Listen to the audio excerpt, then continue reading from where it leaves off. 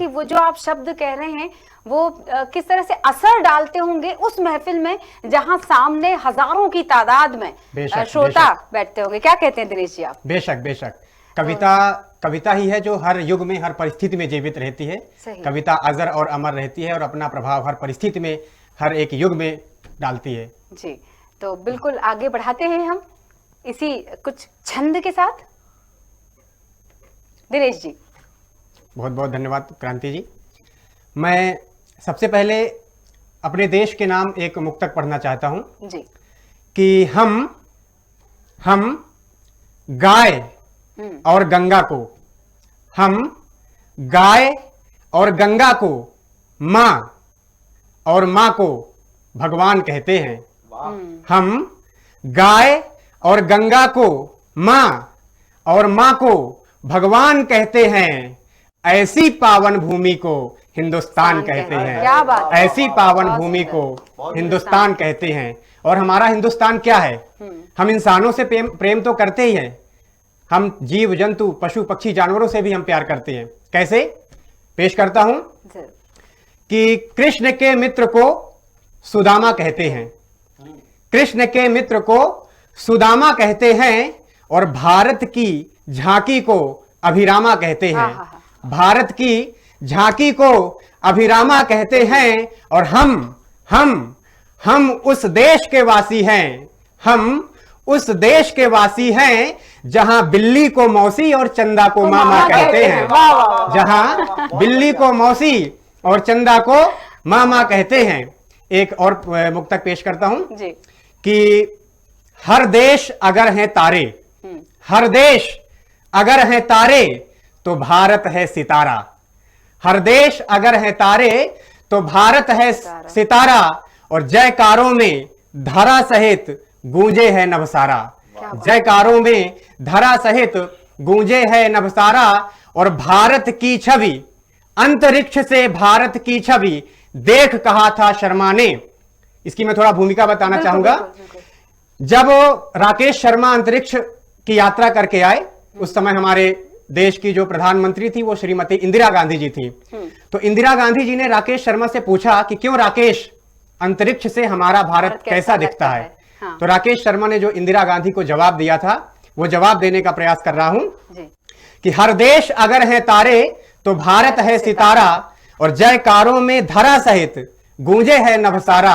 और अंतरिक्ष से भारत की छवि देख कहा था शर्मा ने, सारे जहां से अच्छा हिंदुस्तान हमारा। सारे जहां से अच्छा हिंदुस्तान हमारा। अब अगर इजाजत हो तो मैं कुछ छंद सुनाना चाहता हूं। ओज पूर्ण छंद ही है, सुनिएगा। कि भारत की गोद मिली गंगा का वह जल मिला। कि भारत की गोद मिली गंगा का वह जल मिला। अब नहीं हमें किसी चीज की भी चाहत है। कि भारत की गोद मिली गंगा का वह जल मिला। अब नहीं हमें किसी चीज की भी चाहत है। और मिट्टी के इस चंदनों की मातृभूमि रंजनों की, कि मिट्टी के इस चंदनों की मातृभूमि वंदनों की, जन मनोरंजनों की अब हमें आदत है। जन मनोरंजनों की अब हमें आदत है। और देश के जवानों की दहाड़ से पहाड़ हिले। कि देश के जवानों की दहाड़ से पहाड़ हिले। और भय से व्याकुल आज शत्रु पक्ष आहत है। कि भय से व्याकुल आज शत्रु पक्ष आहत है। और राम कृष्ण गौतम व बुद्ध जहां जन्म लिया, विश्व का शिरोमणि वो पुण्य देश भारत है। विश्व का शिरोमणि वो पुण्य देश भारत है। और अगले छंद के माध्यम से देश के युवाओं को एक संदेश देना चाहता हूं जी। वो संदेश क्या है? कि रावण और ताड़कासी आसुरी प्रवृत्ति यदि बढ़ने लगे तो फिर राम बन जाओ तुम। सही। कि रावण और ताड़कासी आसुरी प्रवृत्ति यदि बढ़ने लगे तो फिर राम बन जाओ तुम। और मीरा जो दीवानी हो, बेचैन राधा रानी हो, और गोपियां सयानी हो तो श्याम बन जाओ तुम। गोपियां सयानी हो तो श्याम बन जाओ तुम।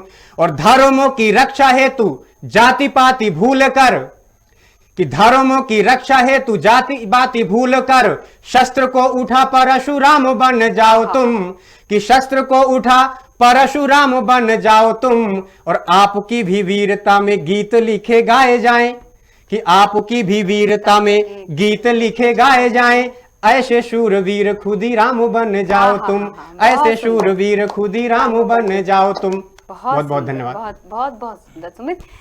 जिस तरह से अभी ये छंदों से हमने एक अलग ही समा, एक अलग ही मतलब अध्यात्म को कहना चाहिए अलग तरीके से समझाना, व्यवहारिक ज्ञान अलग तरीके से देना, ये भी कवि की एक सोच और कवि की एक, मुझे ऐसा लगता है कि एक अलग रचना कह सकते हैं उसको, मतलब रची ऐसी जाती है कि सरल भाषा में हम अपनी नई पीढ़ी को भी समझा सके, उसे बांध सके। क्या कहेंगे आप?